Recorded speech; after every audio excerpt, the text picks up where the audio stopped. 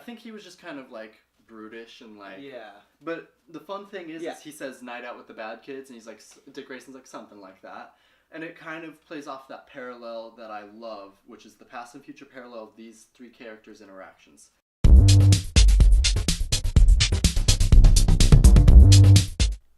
Woo! You want to introduce? That's totally gonna show up. You going woo?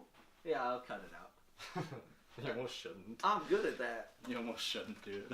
That'd be so funny. That's the coming up next part. That'd be funny. All right, yeah, I'm ready. Okay, introduce it all, Dylan. All right, Hawk and Dove, episode of Titans. That was the title. Season 1, episode 2, Hawk and Dove. Oh, dude.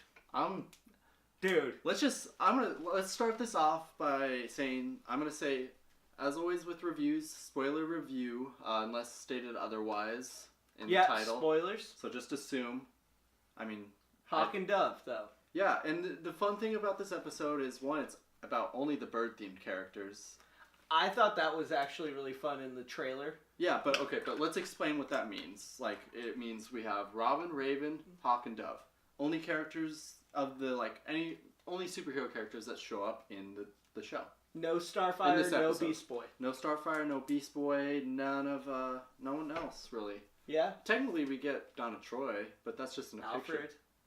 I mean, he's a superhero, but, you know. Yeah. He's got his own TV show.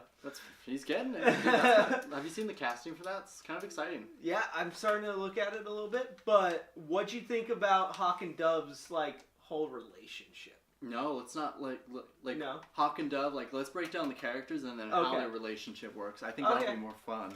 Because then we get to really, talk about their characters. Hank, definitely a little bit of a joking character. He doesn't take shit too seriously. I think it's his way of, coping with shit. Dude, but he's funny. He's funny and he's fun as fuck. There's just something about him. That's the only way that I think I can put it. It's a fun character. He always steals the show, for sure. He was the most interesting character to me. I don't know about most interesting. I think he was the most fun. Okay.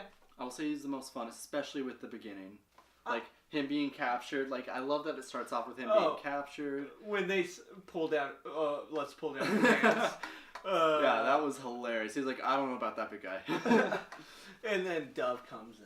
Yeah, but obviously there's, let's just break down, Hank it's getting to him, you know? He's not necessarily getting old. I mean, he's still pretty young, but he's definitely, feeling the residual effects of being a vigilante. Do you think he was honest when he said he wanted to leave? Yes and no. I think he thought he was being honest, but I think it's one of those things that he's addicted to it. He says he'll quit, but he won't. Yeah. I think so too. I actually didn't think this was going to be the last job. Oh, absolutely not. Especially with the fact that it's only episode 2, we kind of know it won't be. Yeah. But no, he's supposed to get a hip replacement.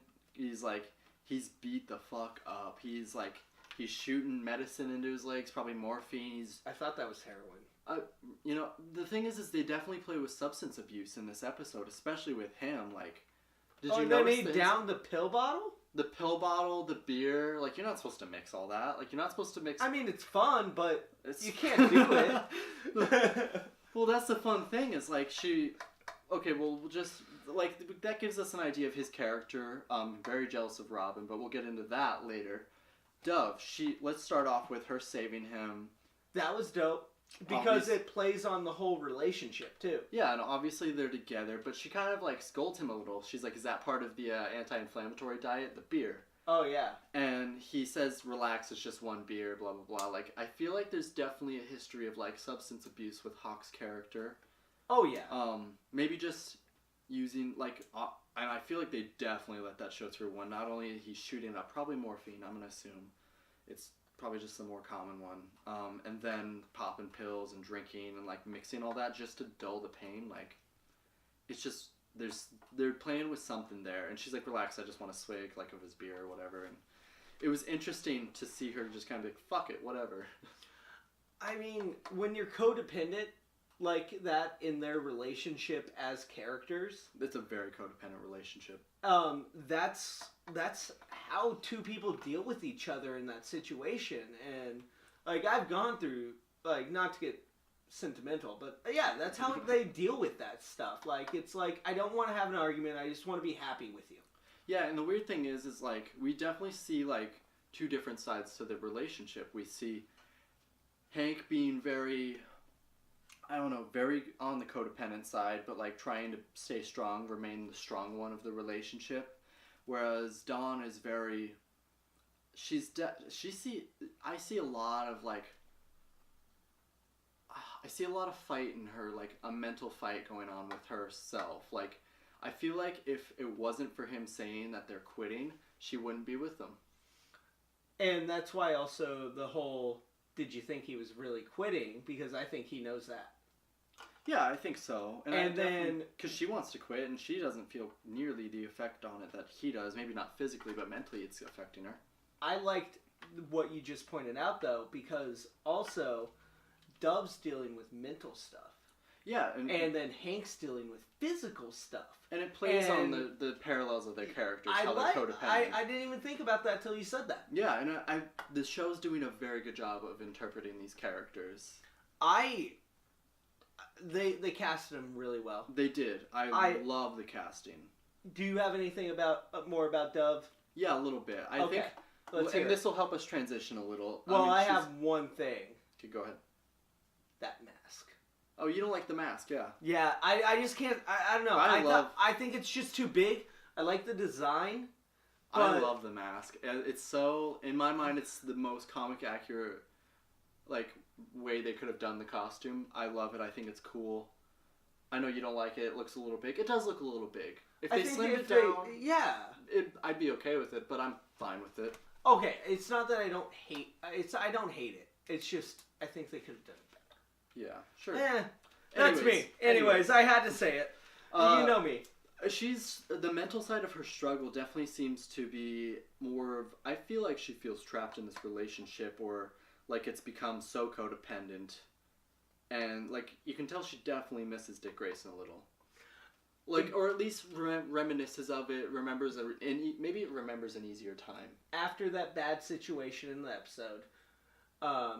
That Hank just can't perform. Oh yeah, and that's just what I'm gonna. Yeah, we'll just start at that. She goes into the bathroom and thinks about Dick.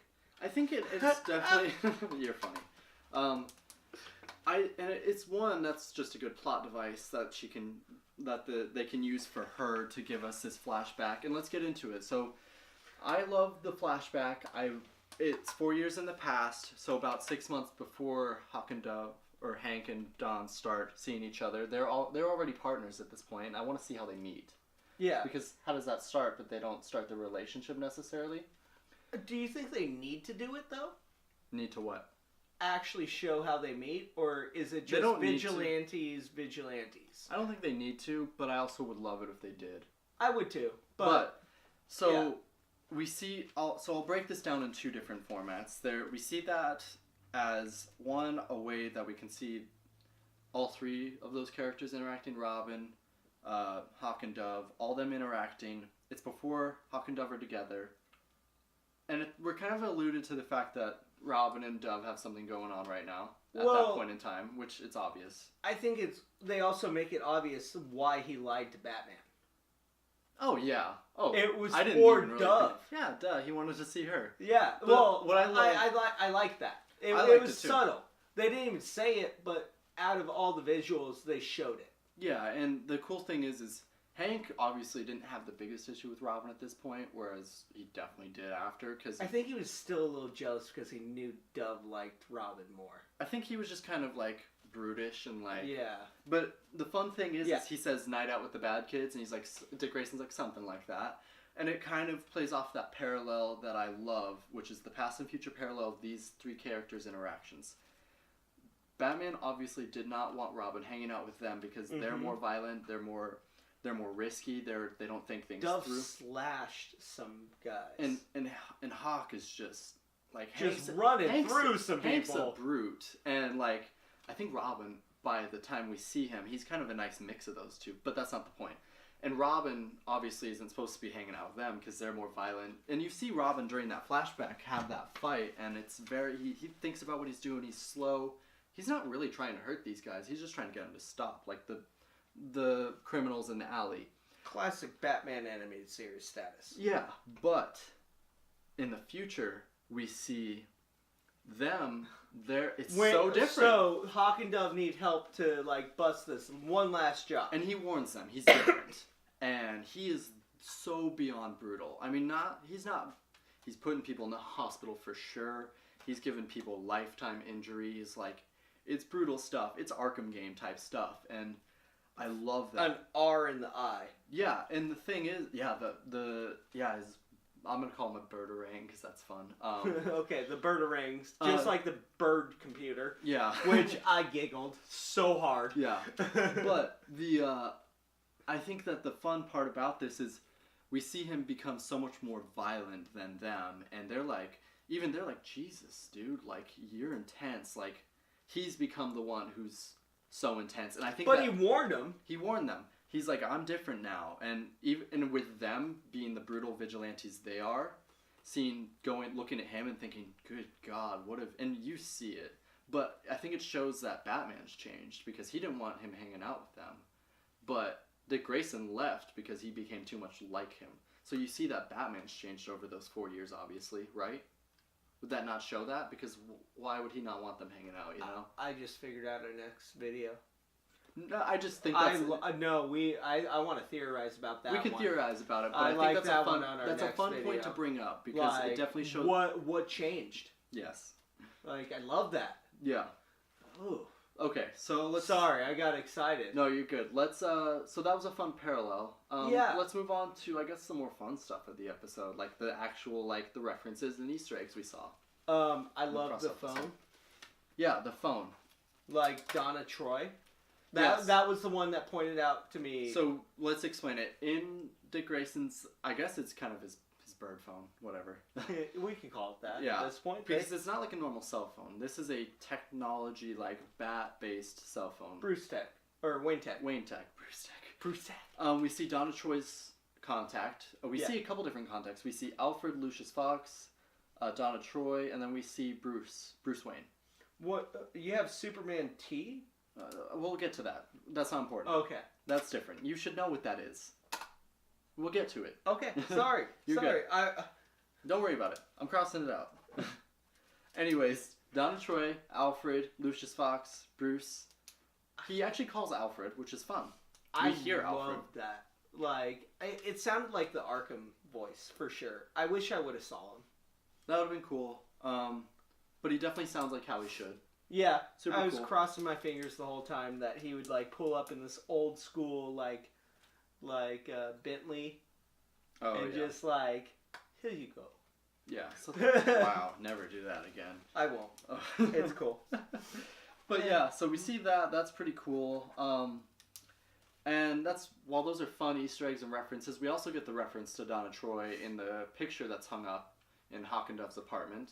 And I didn't realize that was actually the actress. I'm pretty sure that's supposed to be Donna Troy. I'm pretty sure that's the actress. I'm like 92% sure. That's a Flash reference. You should get that. But yeah, so I'm pretty sure that's her. So it's kind of cool that we get to see her in a way on screen, kind of. Yeah. I would say Raven was just a plot device in this episode for sure. She just kind of pushed the story. She didn't have her own story so far in it. You said she was the MacGuffin. Yeah. I would agree on that. Yeah, 100%. She was 110% the MacGuffin. She was just there to push the story. Honestly, she might just be the MacGuffin of the whole story. Or the whole season. In a way she is, but I like that she'll get her own story. Oh, yeah. Her own little journey. I'm so excited for next week. And then, so this was my favorite reference, little Easter egg in the... Okay, yeah. Dove wearing the Superman tee. Right? I thought that was cool. So, do you think she's a fanboy or a fangirl of Superman because she doesn't have superpowers?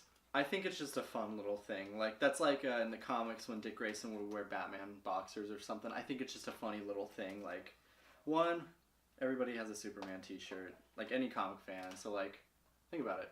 You've had one, though, right? well then, I don't know what to tell you. It sucks to be you. But think about it, like. I've had a Batman one. Okay, see, good enough. Okay. Well, not the point. The point is like, probably just, they probably met or whatever, but it's also like, it's a fun little joke for her. But it's also just a reference and an Easter egg. One, it kind of confirms he exists. I loved it all. Like, yeah, I agree. Like, that was such a fun little reference. I don't think I saw too many Easter eggs in there. There was a lot, though. Like, we kind of talked about the main ones. The main ones were definitely cell phone. Yep. I saw the Donna Troy for sure. Yeah. And, but... Tons of Batman Bruce Wayne references, them just talking about him, etc. I did want to point out that it comes out at 3 a.m. Friday Pacific time. That is the time you can actually start viewing. I think it changes every time, to be honest. I hope it's earlier. But is there anything else, man? Yeah, so we can...